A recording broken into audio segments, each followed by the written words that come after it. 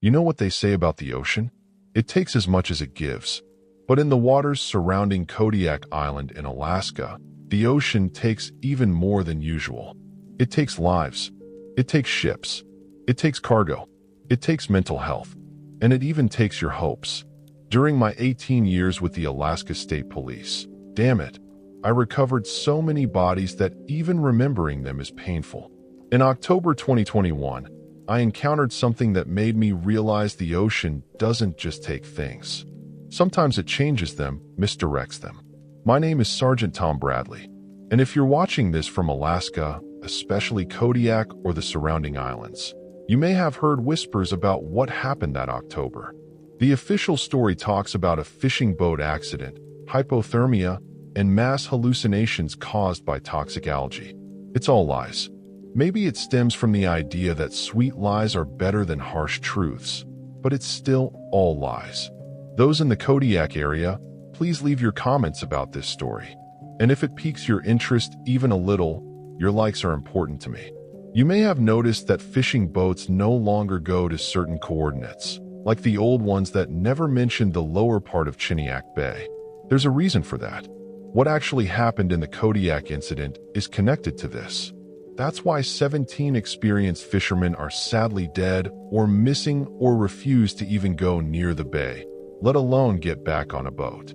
Because of this, I can never look at the ocean the same way again. When October arrives, the weather in Kodiak becomes truly brutal. Storms from the Bering Sea come with winds and waves that could capsize boats and swallow them whole. The fishing is still good. Plenty of black cod, silver salmon, and pollock, but every trip is an unpredictable risk.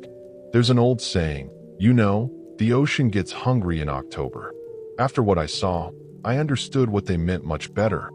I was stationed in Kodiak City, the main center of Kodiak Island, about 250 miles southwest of Anchorage. It had a population of about 6,000. The population consisted mostly of fishing families, Coast Guard personnel, and tough, crazy people who were accustomed to this climate. With 9 months of rainy weather and 3 months of less rainy weather, my job mainly involved classic bar fights among fishermen, family disputes exacerbated by isolation, and search and rescue operations to save people who underestimated the Pacific Ocean, sought adventure, and got what they wanted. On October 12, 2021, at 5:47 a.m., I was suddenly awakened by a call from the Coast Guard station. And Lieutenant Clark Park's voice, whom I knew from several rescue operations, sounded unusually tense and frightened. "Tom, we've got a situation. The fishing vessel Arctic Dream sent out a mayday about 3 hours ago, then went silent. But Tom, the message they sent doesn't make sense. Weather-related?" I asked, already pulling on my gear. October storms had claimed plenty of vessels over the years. No, the weather was calm last night. Unusually calm, actually, the mayday. Hold on, I'll play it for you. The recording was scratchy, distorted by static, but I could make out the voice of Captain James Kuskoff, a Russian-American fisherman I'd known for 10 years. Jimmy was as experienced as they came, 40 years on these waters. Not the type to panic. "Mayday, mayday. This is Arctic Dream. Position approximately 57.5 north, 152.8 west. We found them. Oh God, we found all of them. They're there in the water, but their mayday, do not approach these coordinates. Something's wrong with the water. Something's wrong with the Jesus Christ. They're coming aboard. They're the transmission cut to static. How many souls on board?" I asked Clark. "6. Jimmy, his 2 sons, Peter and Michael, and 3 crew members, David Hang, Marcus Totem, and Billy Nashuk. All experienced fishermen. All men who knew these waters better than most people knew their own neighborhoods. Whatever had happened out there, it was an amateur hour gone wrong. We're sending a cutter now," Clark continued. "But Tom, there's something else. 3 other boats in that area have gone silent in the last 2 hours. The Persistent Dream, the Salmon King, and the Northern Hall. That's another 11 fishermen unaccounted for. For boats, 17 men, all experienced, all in the same area. This wasn't a coincidence. I joined the Coast Guard Cutter Mustang as a liaison, bringing my years of local knowledge. The ride out to the coordinates was rough despite the relatively calm seas. October in the Gulf of Alaska never really cooperates. As we approached the area where the Arctic Dream had sent its mayday, I noticed something odd. The water was too calm here, almost glassy, and it had a different color, darker, with an oily sheen that reflected the gray morning light in unsettling ways. "You see that?" I asked Petty Officer Rick Martinez, who was manning the radar. "Yeah, and I'm seeing something else," he replied, pointing at his screen.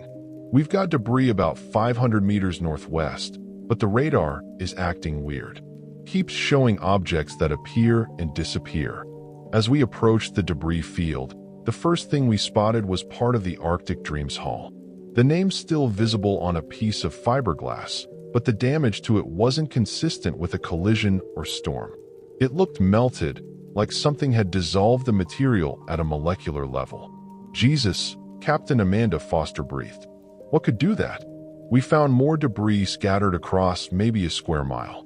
Pieces of all 4 boats, nets, buoys, personal items, but no bodies, no life rafts, no emergency beacons, just empty ocean and dissolved fiberglass. Then Martinez called out, "Contact in the water. Looks like a survivor bearing 030 about 200 meters." We rushed to that position and found Billy Nashuk, one of Jimmy's crew, floating in his survival suit. He was alive, but hypothermic, his eyes wide with shock. As we pulled him aboard, he started screaming, "Don't let them get me. They're still down there. They're all still down there." We got Billy inside, wrapped him in thermal blankets, and I tried to get information while the medic worked on him. His core temperature was dangerously low, but it was his mental state that worried me more. This was a man who'd survived storms that would terrify most people, and he was shaking with fear, not cold. "Billy, what happened? Where are the others?" His eyes focused on me, and for a moment he seemed lucid. Tom Bradley." "Yeah, Billy, it's me. You're safe now. Tell me what happened." "We were fishing. Normal night, calm seas. Then Jimmy spotted something on the sonar. A big school of something, but the readings were wrong. Too big, too deep, but also too shallow. Like they were at multiple depths at once." "What do you mean?" "The sonar showed them at 50 fathoms and at 10 fathoms simultaneously. Same school, same position, but at different depths. Jimmy thought the equipment was malfunctioning, so we threw out a deep net to investigate." Billy started shaking harder. The medic tried to sedate him, but he grabbed my arm with surprising strength. When we pulled up the net, it was full of bodies, human bodies. But they were wrong. Some were fresh, like they just drowned. Others were decades old, skeletal, covered in algae. And others were still moving. "Moving? Billy, that's not possible. If they were..." "I know what I saw," he screamed. "They were dead, but moving. Their eyes were gone, replaced with something else, like black pearls, but alive. And they were all wearing fishing gear from different eras. I recognized some of them, Tom. Bobby Taxrack, who went missing in '98. The Hanson brothers, who vanished in 2003. Even Old Man Ito from the 1970s. All of them in our net. All of them wrong." The medic finally got the sedative into him, and Billy's eyes started to close, but he kept mumbling. Jimmy tried to cut the net loose, but they climbed aboard. Dozens of them. They didn't attack, just stood there dripping, staring with those black pearl eyes. Then they spoke all at once in perfect unison. They said the ocean wants its due, that we've taken too much, that it's time to give back. Billy passed out then, his vitals stable, but his mind clearly traumatized. I looked at Captain Foster, who was pale despite her years of experience. "Mass hallucination," she suggested without conviction. "From what? And where are the other 16 men?" We searched for another 6 hours, finding 2 more survivors. Marcus Totem from the Arctic Dream and a young fisherman named Kyle Okonkwo from the Salmon King. Both told variations of the same impossible story. Bodies in the nets. Dead fishermen from decades past. Black pearl eyes. The message about the ocean wanting its due. Marcus was more coherent than Billy.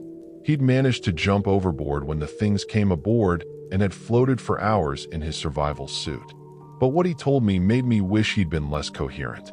They took them, Tom. Those things, those dead fishermen. They took Jimmy and the others.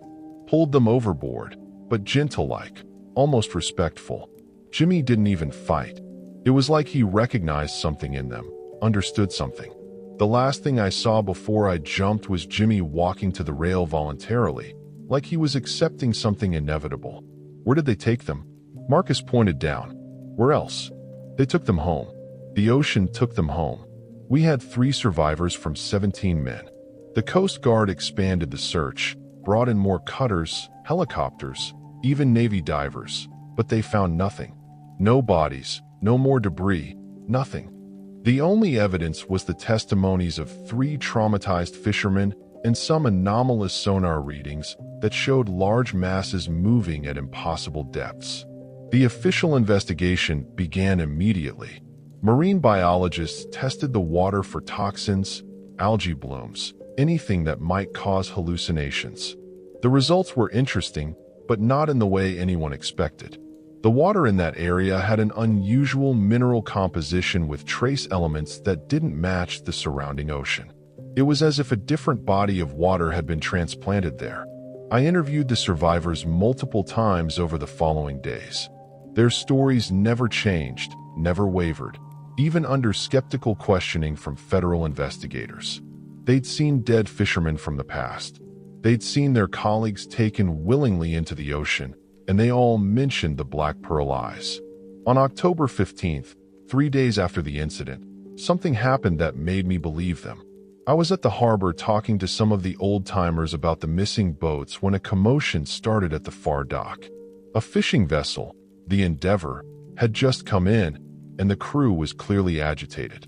I rushed over to find Captain Mike Reeves, normally steady as a rock, white as a sheet, and refusing to unload his catch. "Burn it," he was saying. "Burn the whole damn catch." "Mike, what's wrong?" I asked. He looked at me with haunted eyes.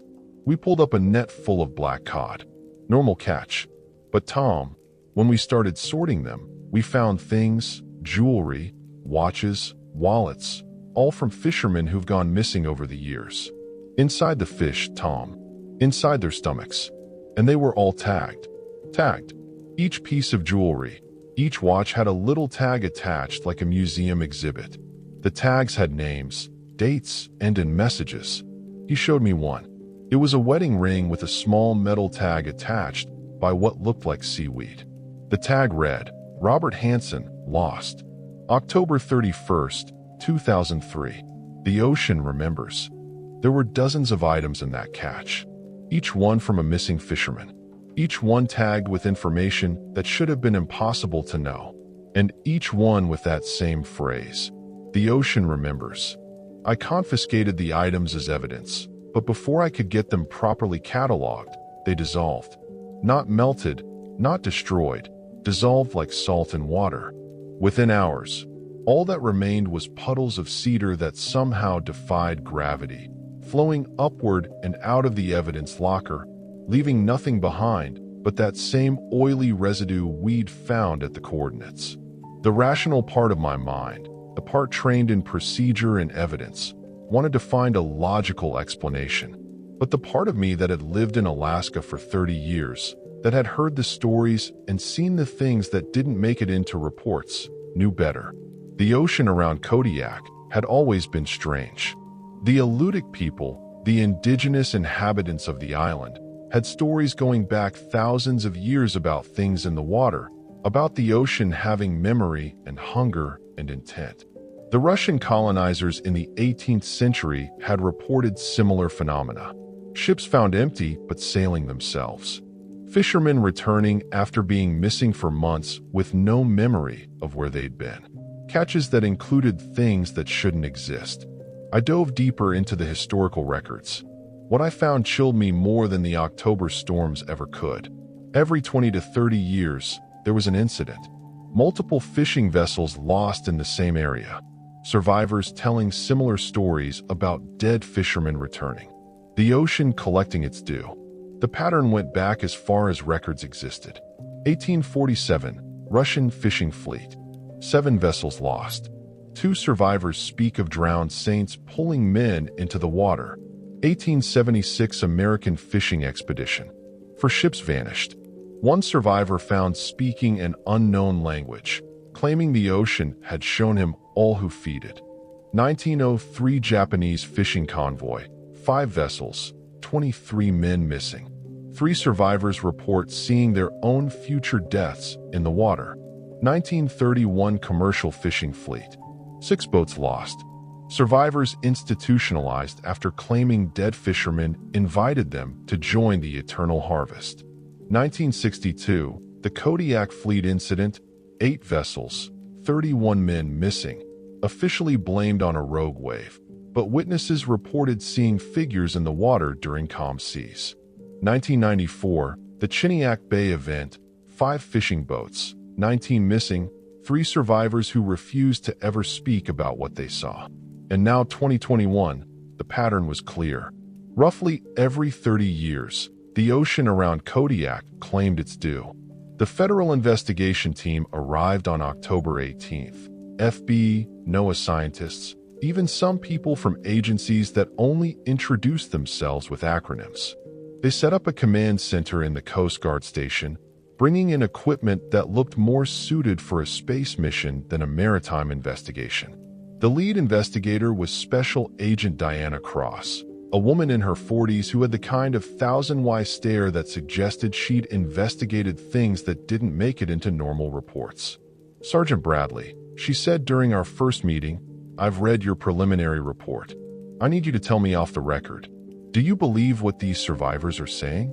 I considered lying, giving her the rational explanation everyone wanted to hear. But something in her eyes told me she'd seen unexplainable things before. 3 men, traumatized or not, don't hallucinate the same detailed scenario, and the physical evidence, what little we have, supports something anomalous happening out there. She nodded. "We've seen similar patterns in other locations. The Bermuda Triangle gets all the press, but there are dozens of areas worldwide where the ocean behaves unusually. Kodiak has been on our watch list for decades. Watch list, places where reality gets thin, Sergeant, where things that shouldn't happen do. We found that these incidents often follow patterns, cycles. And if the pattern holds here, it's not over." I finished. "No, it's just beginning." She was right. That night, October 18th, the first boat came back. I was at home trying to sleep when my phone rang at 2:47 a.m. It was the harbor master, Fred Torski, and he sounded stone cold, sober, and absolutely terrified. "Tom, you need to get down here now. Don't ask questions. Just come. And Tom, bring a weapon." The 15-minute drive to the harbor felt like hours. The fog had rolled in thick, the kind of fog that Kodiak was famous for, where you couldn't see 10 feet in front of your vehicle. But as I got closer to the harbor, the fog took on a different quality. It glowed faintly, bioluminescent like some deep-sea creature. The harbor was in chaos when I arrived. People were standing on the docks, pointing at something in the water. Some were crying, others were praying. Fred met me at the entrance, his face pale in the strange glowing fog. "It came in 20 minutes ago," he said. "Just appeared out of the fog." "What came in?" "The Arctic Dream." My blood went cold. "That's impossible. We found pieces of it scattered across 5 square miles. Come see for yourself." He led me to the far dock where a crowd had gathered. There, tied up neat as you please, was the Arctic Dream, intact, perfect, looking exactly as it had the morning it left port 6 days ago, except for one detail. It was empty. I boarded the vessel with 2 Coast Guard personnel. Everything was in place. Equipment stowed properly, personal belongings untouched, even half-eaten sandwiches in the galley, but no crew. The ship's log was on the captain's desk, and the last entry was from October 12th, the day of the incident, written in Jimmy's distinctive handwriting. October 12th, 2021 0800 hours. The ocean has made its offer. We understand now. Those who feed the ocean must eventually feed it themselves. The cycle continues. We go willingly to join those who came before. Tell our families we are not lost. We are home. Below that, in different handwriting, no, in multiple different handwriting styles, were signatures. Not just Jimmy and his crew, but dozens of names. Fishermen who had been lost at sea over the past century. Names I recognized from memorial plaques, from missing persons reports, from legend. Tom, one of the Coast Guard guys, called from the fish hold. You need to see this. The hold should have been full of ice and fish. Instead, it was full of water. Impossible, as the hold was watertight and above the water line. But there it was, filled to within a foot of the hatch with dark, still water that reflected our flashlights like oil. And in that water we could see faces, not bodies, just faces preserved perfectly beneath the surface looking up at us. Jimmy Kuskoff, his sons, the crew, and behind them dozens more faces stretching down into depths that the shallow hold couldn't possibly contain. All of them had their eyes open, but instead of normal eyes, they had those black pearls Billy had described, and all of them were smiling. I reached toward the water, some insane impulse to prove it wasn't real, but the Coast Guard officer grabbed my arm. Sir, look at your reflection. I looked in the water. My reflection showed me older, grizzled, wearing fishing gear. I didn't know my eyes. My eyes were black pearls. We sealed the hold and evacuated the vessel. Within an hour, Agent Cross had the entire harbor on lockdown. Her team swarmed the Arctic Dream with equipment I didn't recognize, taking readings, samples, photographs. But when they tried to pump out the water from the hold, they found it empty, bone dry, as if the water and the faces had never been there. The second boat appeared the next night. The persistent Dream, sailing into harbor on its own. No crew, same impossible perfection, despite being found in pieces. This time, I didn't go aboard. Agent Cross's team handled it, but they found similar anomalies. Logs, speaking of willing sacrifice, holds full of water that shouldn't exist, faces of the missing staring up from impossible depths. By October 20th, all 4 missing vessels had returned. Each one intact despite the debris we'd found. Each one empty of crew, but full of implications that made sleep impossible. The town was in a panic. Fishermen refused to go out. Families of the missing demanded answers we couldn't give. Agent Cross called a meeting on October 21st. Her team had been analyzing the data, and what they'd found defied conventional science. The water samples from the incident area show isotopic signatures that don't match Earth's oceans. She explained to a room full of skeptical Coast Guard officers and local officials. It's as if water from somewhere else was introduced to our ocean. Somewhere else? Captain Foster asked. Another dimension, another time. We don't know. But what we do know is that the barrier between our reality and somewhere else is thin in that area. And every 30 years or so, it gets thin enough for things to pass through. Things like what? I asked. Like the collective consciousness of every person who's ever died in these waters. The ocean doesn't just take bodies. It takes memories, experiences, souls, if you believe in that. And sometimes it sends them back. She pulled up a map on the screen showing the coordinates where the boats had disappeared. But overlaid on it was another pattern. Ocean currents, thermal readings, magnetic anomalies, all forming a spiral pattern with the incident site at its center. This is what we call a temporal eddy, she continued. A place where time and space spiral in on themselves. Past, present, and future exist simultaneously. The fishermen who disappeared aren't dead in the conventional sense. They've been absorbed into this eddy, joining every other person who's been claimed by these waters. So they're alive? Someone asked hopefully. They exist, cross-corrected. But existence in a temporal eddy isn't life as we understand it. They're part of the ocean now, part of its memory, its hunger. Can we get them back? Cross was quiet for a moment. Theoretically, if someone were to enter the eddy voluntarily, understanding what it is, they might be able to communicate with those inside, maybe even guide them out. But everyone who's entered that area since the incident has reported the same thing. Voices in the water calling them to join. The 3 survivors are the only ones who've heard the call and resisted. And look at them now. She was right. Billy, Marcus, and Kyle were all in the psychiatric ward, sedated heavily because whenever they were conscious, they tried to get to the ocean. They spoke constantly about needing to go back to complete something they'd started. I volunteered to go. I know how that sounds, but I had my reasons. Jimmy Kuskoff had been a friend. His sons were good kids I'd watched grow up. If there was even a chance of understanding what happened to them, of maybe bringing them back, I had to try. Agent Cross tried to talk me out of it, but when she saw I was determined, she equipped me with things that might help. A tethered recording device that could transmit from underwater. A specialized diving suit with electromagnetic shielding that might protect against the eddy's effects. And most importantly, a timer that would automatically pull me back via the tether after exactly 30 minutes. The human mind can resist the eddy for about 30 minutes, she explained. After that, the call becomes irresistible. You'll have half an hour to find answers.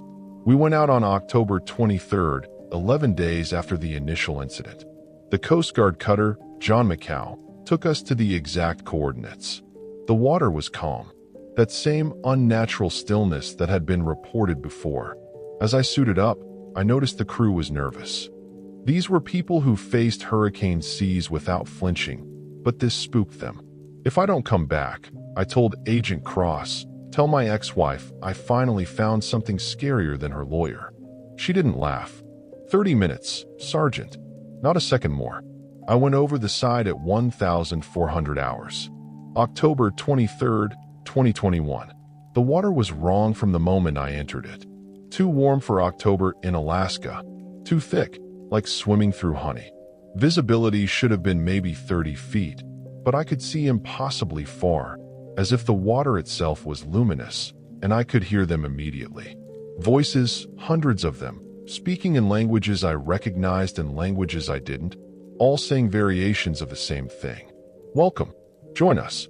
Feed the ocean. I descended, following my instruments toward the center of the anomaly. At 50 feet, I saw the first one. It was a fisherman, or had been. He floated vertically in the water, arms at his sides. His clothes from what looked like the 1960s. His eyes were those black pearls, but they tracked me as I passed. He smiled and spoke, his voice clear despite being underwater. Tommy Bradley, we've been waiting for you. I knew that was impossible. We were underwater. Sound doesn't work like that. But I heard him perfectly. Who are you? I asked, and somehow my voice worked too, despite the regulator in my mouth. I was Carl Hendris, lost in '67. Now I'm part of something greater. We all are. More figures emerged from the murky water. Dozens of them, all floating at different depths, all watching me. Some were recent, still looking human despite the black pearl eyes. Others were older, their features blurred, becoming more water than flesh. And behind them, in the far distance, I could see shapes that might have been human once, but were now just suggestions of forms, memories of bodies. Where are Jimmy and the others? I asked. Here, a voice said behind me, and I turned to find Jimmy Kuskoff floating there. He looked exactly as he had in life, except for the eyes. Hello, Tom. Jimmy. Jesus. Your family thinks you're dead. I am dead by their definition, but I'm also more alive than I've ever been. I can feel every current in every ocean. I know every fish, every wave, every drop of water. The ocean doesn't just take, Tom. It gives. It gives understanding. Understanding of what? Of the real relationship between humanity and the sea. We've taken so much fish, minerals, transportation. The ocean has been patient, but it requires balance. Every 30 years, it collects payment. Some of us, the ones who've lived on its surface, feeding from its depths, we become part of it, maintaining the balance. That's insane, is it? You've seen the warming waters, the dying reefs, the empty nets. The ocean is sick, Tom. We're medicine. Our consciousness, our memories, our connection to the human world. We become antibodies against humanity's damage. So you're what? Voluntary sacrifices. Jimmy floated closer, and I could see that his body wasn't quite solid. Parts of him were translucent, and I could see water flowing through him like blood through veins. Not voluntary at first, but once you understand, once you feel the connection, you realize it's not sacrifice, it's transformation. The 17 of us from this cycle, we're just the latest. But we won't be the last. How do I stop this? You don't. You can't. The pattern has existed for millions of years, long before humans. We're just the latest species to feed the ocean and be fed upon in return. But Tom, you were chosen for a reason. You're supposed to be here. I felt it then. The pull they'd all described. Not physical, but mental, emotional, spiritual. The ocean wasn't just water. It was a consciousness, vast and ancient and patient. And it was offering me something. Knowledge, purpose, freedom from the small, painful human existence. Join us, Tom. You've been marked since you pulled that first body from these waters 18 years ago. Every corpse you recovered, every family you couldn't give closure to, they were all preparing you for this moment. My timer showed 15 minutes remaining, 15 minutes before the automatic retrieval. But I could feel my resistance weakening. The ocean's offer was so tempting. No more pain, no more loneliness, no more watching people die for nothing. Just existence as part of something infinite and eternal. Tom, another voice called, and Peter Kuskoff, Jimmy's eldest son, floated into view. It doesn't hurt. It's like going to sleep in warm water and waking up as the water itself. We're not lost. We're found. More figures surrounded me. Some I recognized, fishermen who'd gone missing over the years. Others were strangers, but I somehow knew their names, their stories, absorbed through the water itself. They all smiled, all beckoned, all promised peace. 10 minutes remaining. I reached for Jimmy, and where our hands should have touched, I felt water that was somehow solid. In that moment, I saw everything. The entire network of consciousness that existed in these waters. Thousands of souls, all connected, all part of the ocean's memory. I saw the pattern stretching back through time. Species after species feeding the ocean and becoming part of it. Dinosaurs, ancient mammals, creatures that had no names, all part of the same cycle. We need someone on land, Jimmy said. Someone who understands, who can prepare the next group. In 30 years, when the barrier thins again, someone needs to explain to make the transition easier. You want me to be your recruiter. We want you to be our voice. The ocean can't speak to land directly, but through you, it can prepare people, help them understand that this isn't death, but transformation. 5 minutes remaining. The pull was almost irresistible now. Every cell in my body wanted to stay, to shed my diving suit and join them. But some stubborn part of me, the part that had kept me alive through 18 years of Alaskan law enforcement, resisted. I need to think about it, I said. Jimmy smiled sadly. You have 30 years, but Tom, you can't unsee what you've seen. You'll dream of us every night. You'll hear us in every wave. And eventually, you'll understand that joining US isn't losing yourself. It's finding your true purpose. The timer hit 0, and the automatic winch activated, pulling me up. As I rose, the figures followed, reaching up but not grabbing, calling but not commanding. At 30 feet, 20 feet, 10 feet, they faded back into the murk. But just before I broke the surface, I heard Jimmy one last time. The ocean remembers everything, Tom, including this conversation. We'll be waiting. They pulled me onto the deck of the John Macau, and I immediately vomited sea water that shouldn't have been in my lungs. The diving suit had never been breached. The regulator had functioned perfectly, but somehow I'd swallowed what felt like gallons of ocean. Agent Cross was there immediately checking my pupils, taking my pulse, asking rapid-fire questions I couldn't process. Sergeant Bradley, can you hear me? Do you know where you are? I knew where I was, but I also knew where I'd been. And the two realities were fighting for space in my head. I could still feel them. All those consciousnesses in the water, like background noise that would never quite fade.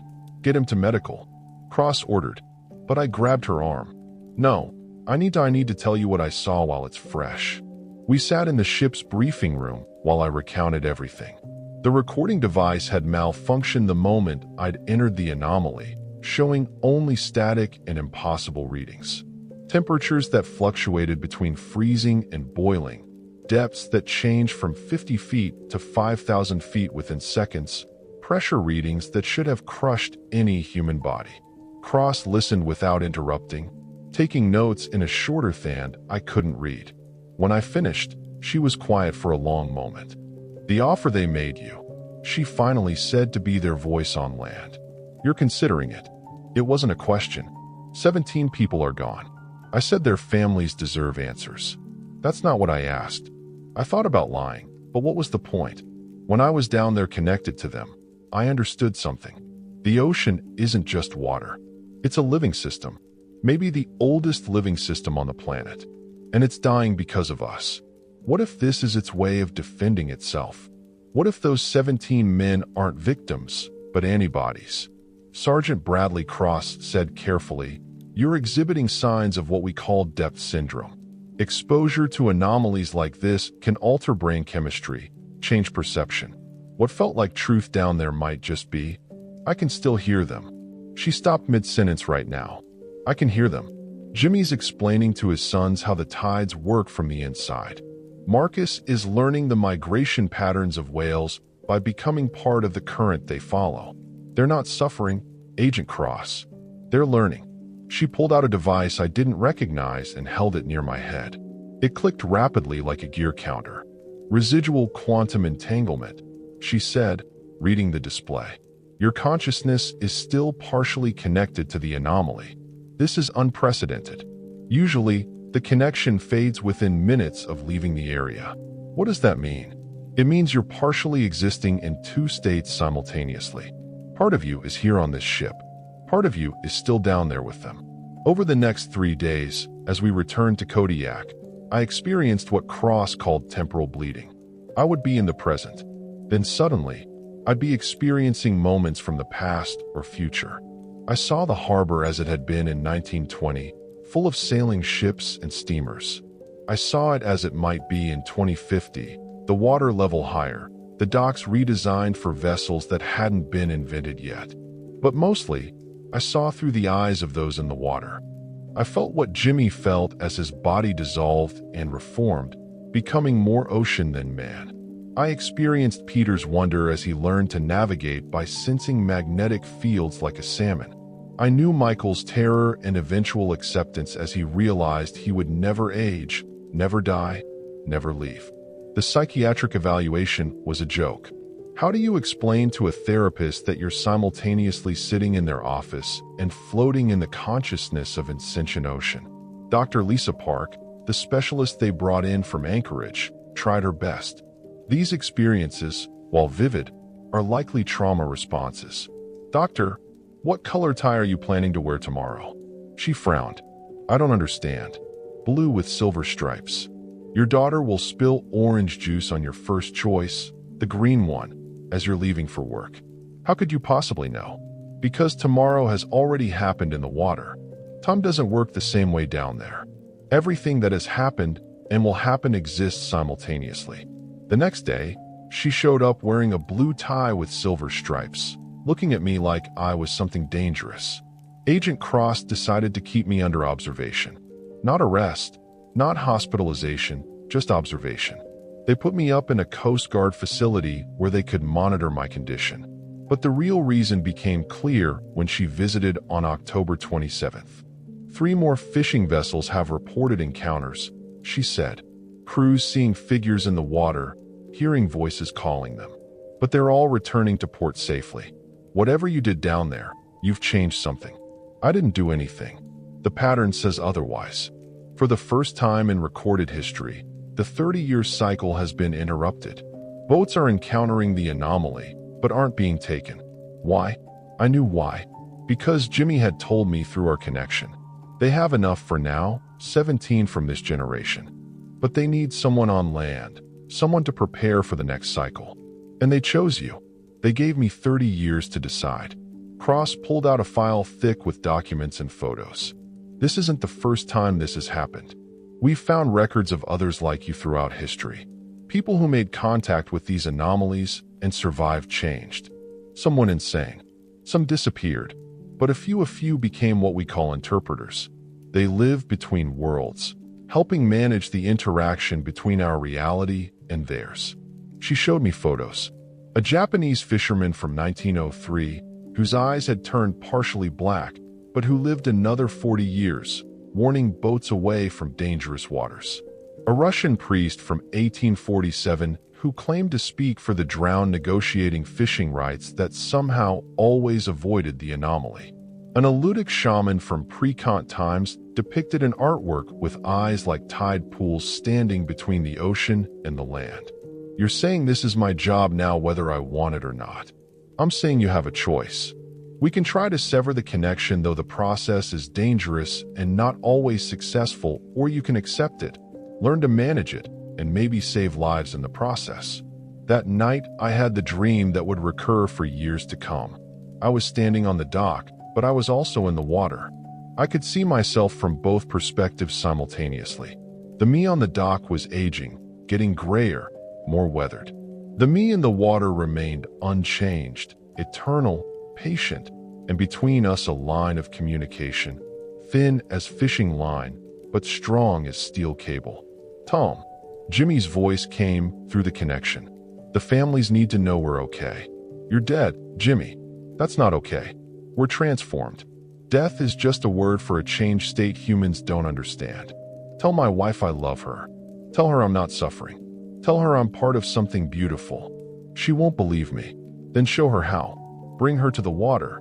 Let her hear my voice. One time safely controlled. Let all the families hear us just once. Then they can mourn properly. Knowing we chose this, eventually knowing we're not lost. I woke up with my pillows soaked in cedar. The next day, I made a decision that would define the rest of my life. I told Agent Cross I would accept the role of interpreter, but on my terms. I wanted to arrange a gathering, a chance for the families to say goodbye properly. That's incredibly dangerous.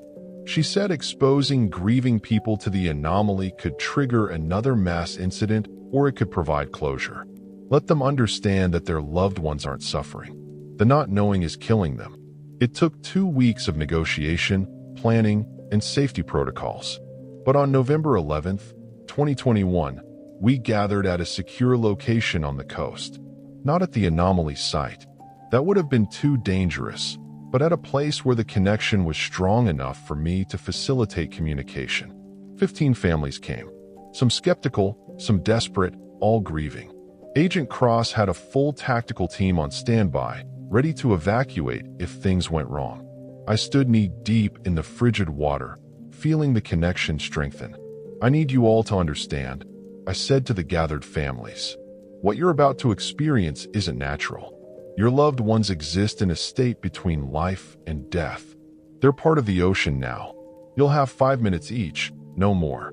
If you feel any compulsion to enter the water, you need to tell us immediately. The first was Margaret Kuskoff, Jimmy's wife, a strong woman who'd been married to the sea as much as to Jimmy for 35 years. She stood at the water's edge, and I opened the connection. Maggie. Jimmy's voice came through me, but it was clearly his voice, his intonation, his pet name for her. She gasped, tears streaming down her face. Jimmy, is it really you? It's me, love.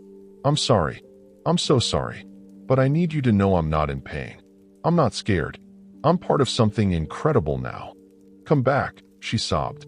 Please come back. I can't. My body isn't. I'm not physical anymore, Maggie. But I'm still here. Every time you walk by the ocean, I'm in those waves. Every time it rains, that's partially me. I'm not gone, just changed. They talked for 5 minutes. Jimmy explaining through me what had happened. Margaret asking the questions she needed answered. When the time was up, I gently closed the connection. Margaret collapsed on the beach, sobbing, but there was relief in her tears, too. One by one, I facilitated these final conversations. Peter and Michael Kuskoff speaking to their mother and sisters. David Hang joking with his brother in Mandarin, a language I didn't speak, but somehow could convey. Marcus Totem singing a traditional Cog song with his grandmother. But it was Billy Nashuk's conversation that broke me. Billy, the survivor who was now in a psychiatric facility, had a 10-year-old daughter named Anna. She stood at the water's edge in a pink jacket, holding her mother's hand. "Daddy," she called out when I opened the connection. "Why did you leave?" But it wasn't Billy in the water who answered. It was Billy in the psychiatric ward 200 m away, speaking through our shared connection to the anomaly. "I didn't leave, baby." His voice came through me clear and sane for the first time since the incident. "I'm just stuck between two places. Part of me is in the water. Part of me is in the hospital. And I can't figure out how to put myself back together. Can you come home?" "I'm trying, Anna. Every day I'm trying. But Daddy saw something that changed him, and I need time to understand it." "Are you scared?" "Not anymore. Because I know you're brave enough for both of us." When I closed that connection, I felt something shift. Billy's fragmentation was healing slowly. The connection to the anomaly, instead of driving him mad, was actually allowing him to integrate his experience. Over the following weeks, all 3 survivors showed improvement. Marcus and Kyle were released from psychiatric care, though they would never be the same. They could feel the ocean calling them. Would always feel it, but they could resist now. They understood what it wanted and could choose not to give it. Billy took longer, but by December, he was coherent enough to go home, though he would never fish again. He got a job at the harbor master's office, and every morning he would stand at the dock's edge, having conversations with those in the water that only he and I could hear. As for me, I became what Agent Cross had described, an interpreter. I worked with the Coast Guard, identifying when the anomaly was active, warning boats away from dangerous areas. I helped recover bodies when conventional methods failed, able to sense where the ocean had taken them. And every 30 days, I would facilitate another communication session for the families, though fewer came each time as they found their peace.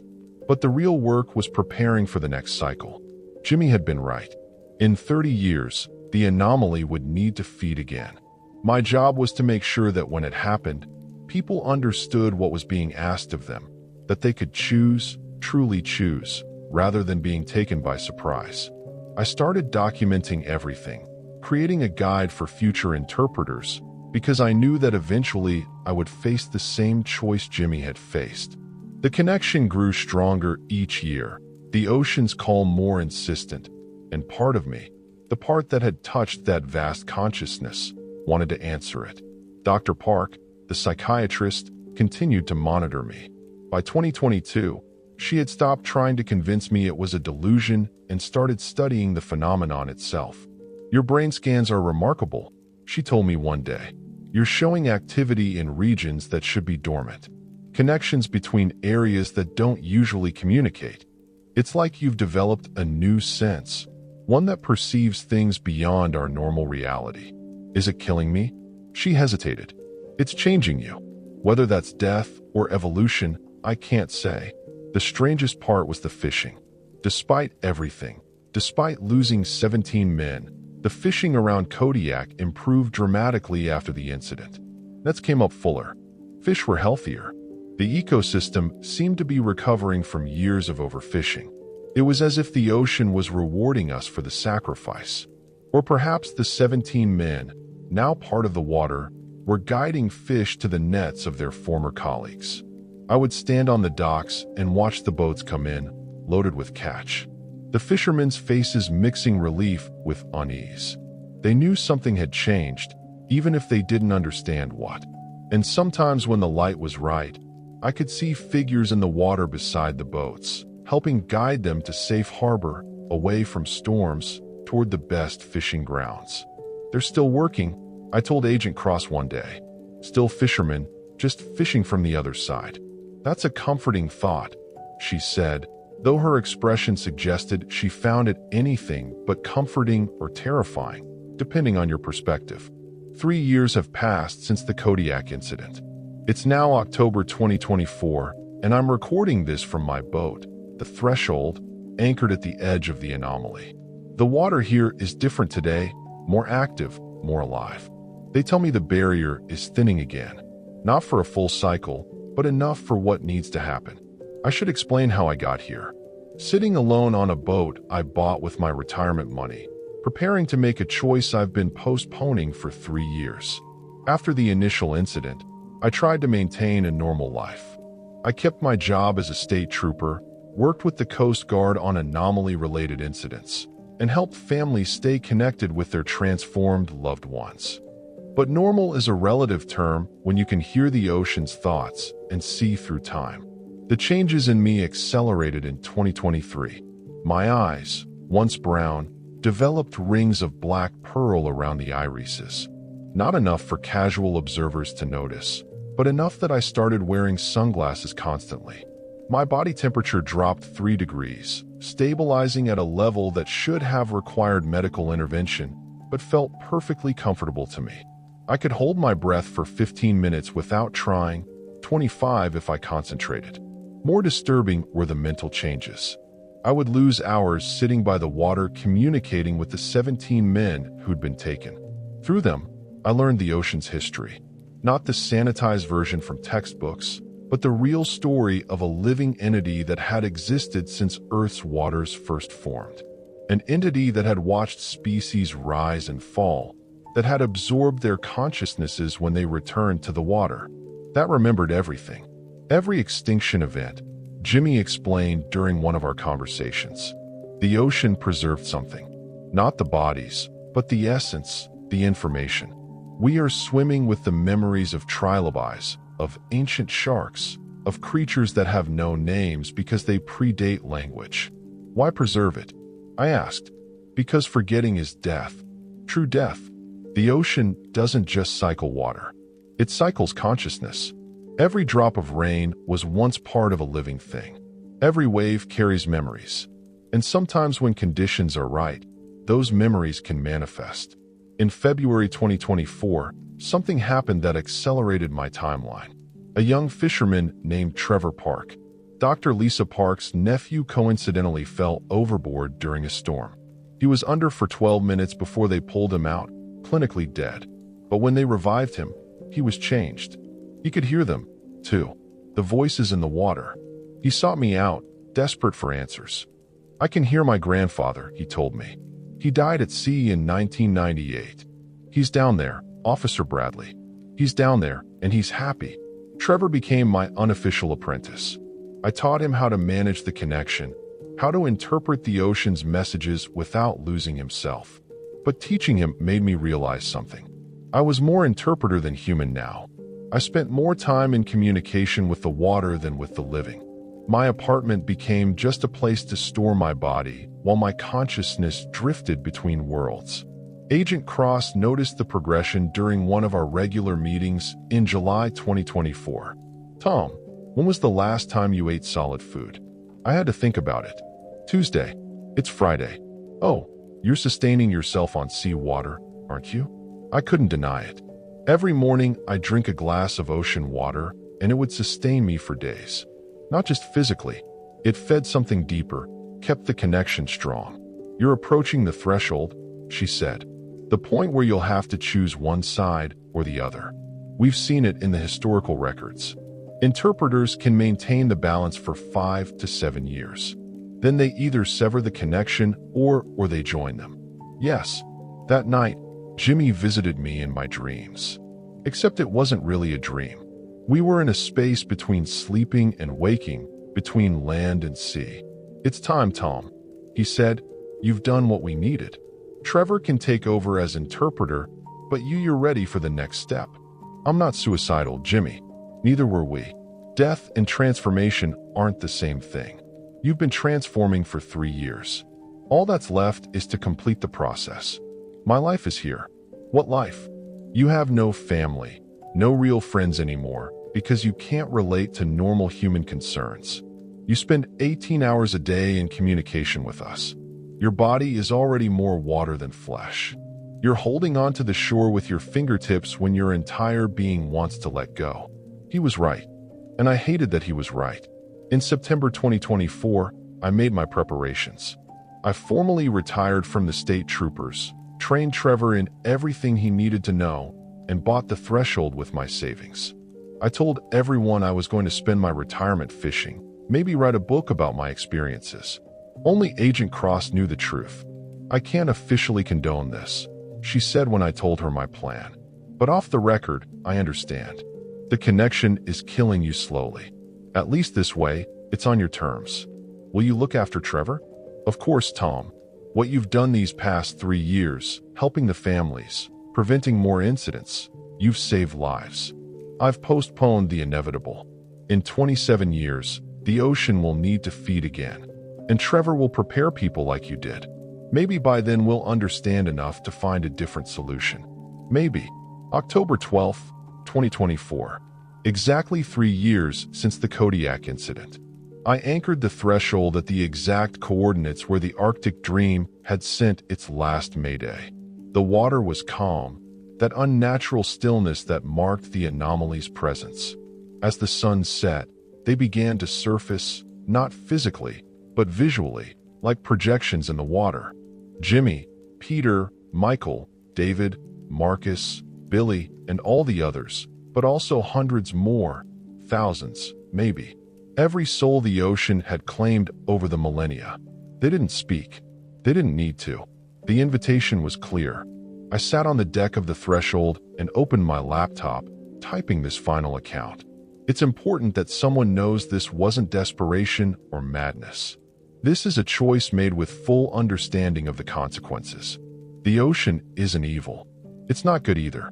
It simply is a vast consciousness that exists outside our understanding of life and death. It takes, but it also gives. It transforms, but it also preserves. And sometimes it needs intermediaries, beings that can exist between the human world and its alien consciousness. For 3 years, I've been that intermediary from the human side. Now, I'll be one from the ocean's side. I'll help the next cycle of chosen ones understand what's happening to them. I'll ease their transformation, make it less traumatic, and maybe if I'm strong enough, I'll find a way to make the whole process more voluntary, less violent. Trevor is watching from shore with Agent Cross and a small team. He's ready to take over as the landside interpreter. He's young, strong, and has family ties that will keep him anchored to humanity longer than I managed. In 30 years, when the next full cycle comes, he'll be the one to prepare people, to explain what the ocean needs and why. I can feel them getting restless as midnight approaches. The barrier is thin tonight, thin enough for me to cross if I choose. And I do choose, not because I'm compelled, not because I've gone insane, but because I understand now that this is what I was always meant to do. Every body I pulled from these waters, every family I couldn't give closure to, every nightmare about drowning, they were all preparing me for this moment. To whoever reads this, the ocean remembers everything. Every plastic bottle, every oil spill, every extinct species, but also every act of respect, every offering, every person who understood that we don't own the sea. We're just borrowing from it. The 17 men from 2021 aren't dead. They're part of that memory now, helping to maintain the balance between humanity's needs and the ocean's health. I'm about to join them. If you're a fisherman reading this, know that when your nets come up full, it might be because someone down there is guiding the fish to you. When you make it home through a storm, it might be because someone who knows those waters intimately is helping navigate. We're not gone. We're just fishing from the other side now. To the families of the 17, they're at peace. They miss you, but they're at peace. Every wave that touches the shore carries a little bit of their love for you. To Agent Cross, thank you for understanding. Keep the records. In 30 years, someone will need them. To Trevor, you're ready for this. Trust the connection, but don't let it consume you. Remember that your humanity is what makes you valuable as an interpreter. And when your time comes to choose based on what feels right, not what others expect. To my ex-wife, Karen, if you ever read this, I finally found something that makes sense to me. I know you always said I love the ocean more than anything else. You were right. It's 11:47 p.m. now. The water is glowing with that bioluminescent light that marks the anomaly. They're all here waiting. Jimmy is smiling. He looks younger somehow. Or maybe age just doesn't mean anything where he is. I'm leaving the laptop on the boat. the threshold will drift back to shore. I've made sure of that. This account will upload automatically to the secure server Agent Cross maintains. The water is warm despite the October air. That shouldn't be possible at this latitude. But possibility is a flexible concept here. I can feel myself beginning to dissolve. Not painfully, but like relaxing a muscle you didn't know was tense. My consciousness is expanding, touching every drop of water simultaneously. I understand now. We don't die. We just change states like ice becoming water, becoming vapor, becoming rain.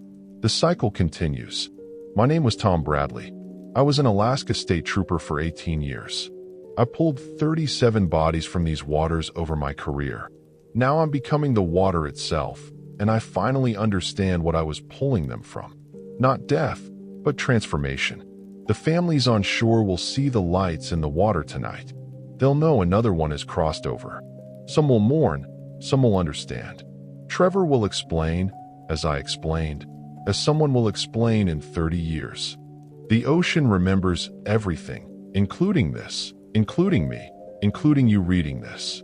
We're all part of the same cycle, the same vast consciousness that spans from the deepest trenches to the lightest rain. Most just don't realize it until they're ready to transform. I'm ready. The water is calling. And for the first time in 3 years, I'm not afraid to answer.